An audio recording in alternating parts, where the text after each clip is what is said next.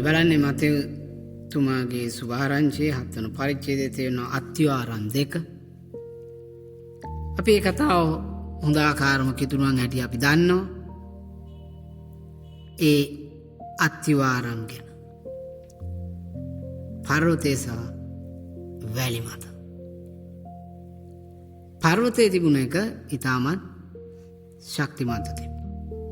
හැබැයි වැලිවල සෑදුව එක ශක්තියෙන් අඩුයි. අපේ ජීවිතෙත් මේ වගේ තමයි.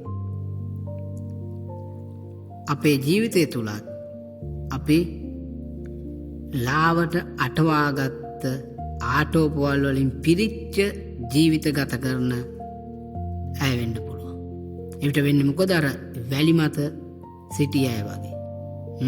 ප්‍රශ්නයක් කරදරයක් එද්දි අපි වැටිලා යනවා. අර ලොකු කුණාටුවක් ඇවිල්ලා ඒ විනාශ වුණා වගේ. අපේ ජීවිතේ විනාශ වෙන්නේ නැහැ. ඇයි අපි පුම්බාගත් කිතුණු ජීවිතයක් තියෙන්නේ. ඇතුළ හිස් ස්වාමීන් වහන්සේ නැහැ.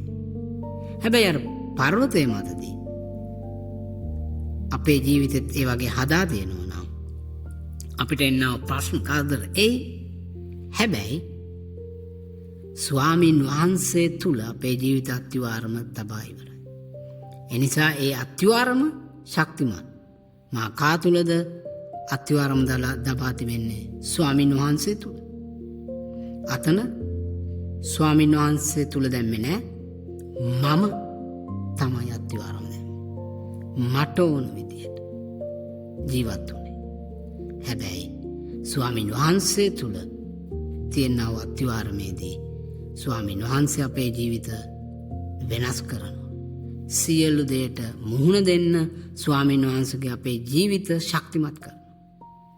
ඒ තුලින් ස්වාමීන් වහන්සේ අපව ඉදිරියට ගෙන යනවා. ඒ නිසා ස්වාමීන් වහන්සේ තුල රැඳෙමින් උන්වහන්සේගේ වචනය තුල යමින් උන්වහන්සේ අනුගමනය කරමින් ශක්තිමත් ජීවිත ගමනක් යන්නට ස්වාමීන් වහන්සේගේ උපකාරය, අනුග්‍රහය, ආශිර්වාදය ලැබෙන සේක්වා. ආමේන්.